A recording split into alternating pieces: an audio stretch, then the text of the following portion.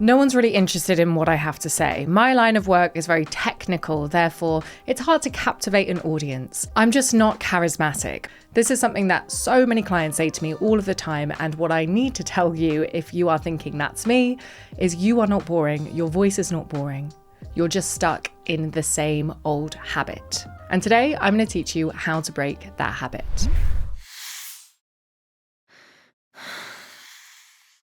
My name is Molly and I'm a voice and communications coach. And last week I was working with a client who's a software developer. Now she has to present these findings of this recent experiment that she's done for the rest of the company. And her worries are that people aren't going to find it very interesting. It's quite technically heavy. It's not something that she thinks many people will find as exciting as she will.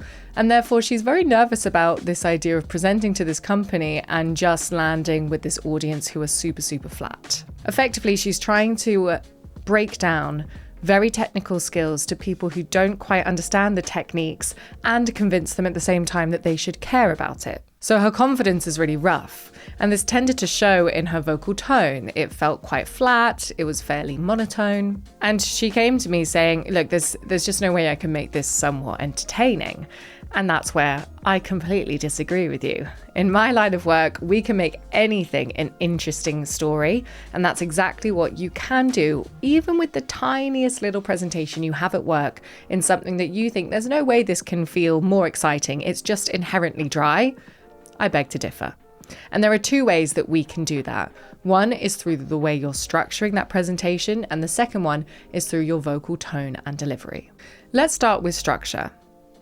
The issue that a lot of people see when they are presenting something or presenting findings, they fail to see it as a story. We want to, as human beings, tell things to people chronologically because it's how we remember them happening. Whereas actually, when you're telling a story to someone, that's not really going to engage them in the best way. The first thing you need to do instead as an audience member, rather than starting from the beginning, is starting from the place of, well, what do I want my audience to feel when I'm speaking?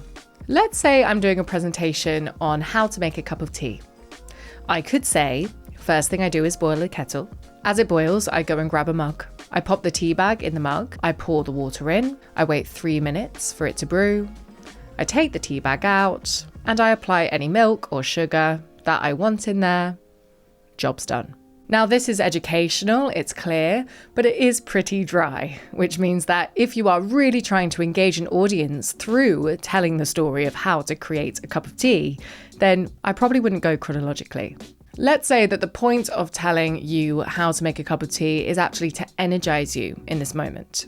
I want to convince you that making a cup of tea is probably the best, most valuable thing that you could do with your time right now. So I'm not going to go chronologically. In this case, I'm going to change the structure and I'm going to actually go with the feeling that I got at the end result, because that's what I want to hook you in with. I had the most delicious cup of tea I have ever had in my life right now. So what I did differently, and I think you'll find this interesting, is I waited 5 minutes for it to brew rather than 3. And it was even in my favorite mug, you know, the yellow one with that handle that makes it really easy and cozy to hold. I added a teaspoon of sugar, no milk. It gave it like the perfect amount of sweetness. And the kettle still got some water in. Would you like me to make you one?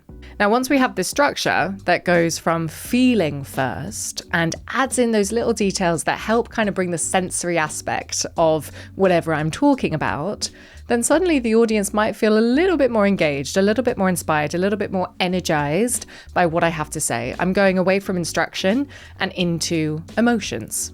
And the first rule of sales is that people first are convinced and buy through emotions and then back up their reasonings with logic. So the sooner that you get to underpin the emotional current of what you're talking about, and yes, I believe there is an emotional current behind everything you talk about, then the better your audience are going to be engaged by you. The less boring you're going to feel like you are. Once that structure is done, then we need to consider our tone. Every stage of this story of making a cup of tea could carry a slightly different tone so that I'm not just hitting my audience with the same energy. I'm actually taking them on this like emotional journey, which is going to let them feel differently after my conversation with them than they did before. And very simply, when we talk about tones, you know, there's so many different ways in, but I want you to think about it as direction.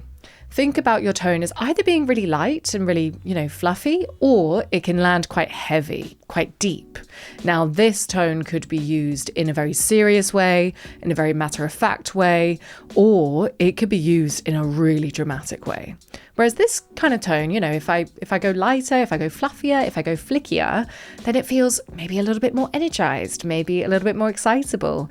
Maybe it feels a little bit more like I'm brushing something away. So your tone can either build that gravitas, build that importance, or it can ignite those excitable moments. I'm going to alternate this now so that you can actually see the difference. I had the most delicious cup of tea I have ever had in my life. What I did differently is I waited actually for 5 minutes rather than 3 minutes for it to brew.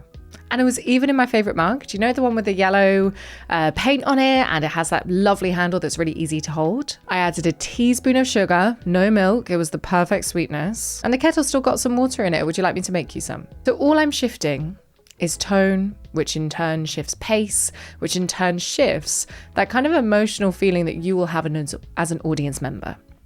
I never want to sit in the same place for too long. Kind of like a piece of music, you would get pretty bored if it was just the chorus is the same rhythm the whole way through. You want to hear a little bit of the verse and then a little bit of the chorus, but all together, that same track is taking you on some sort of journey.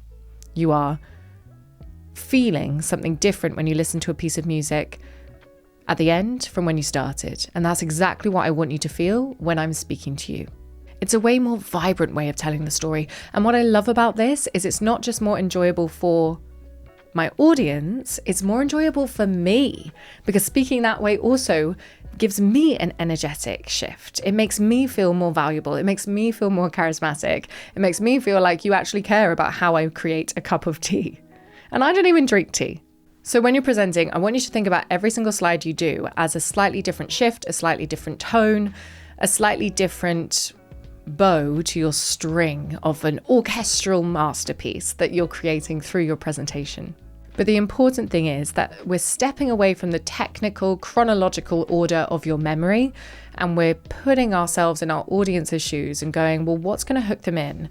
Why should they care about what I have to say? And what part of that story should I start with first? Usually you might have, the beginning, the obstacle, and then the solution, but maybe you also have that emotional happy ending and then you go into why that happens. It's totally up to you what's most appropriate depending on the context of what you're talking about. So charisma isn't about acting like someone else, and I refuse to believe that there is a subject that you could talk about that we cannot make sound interesting and that could not inspire at least half of your audience that are listening that day.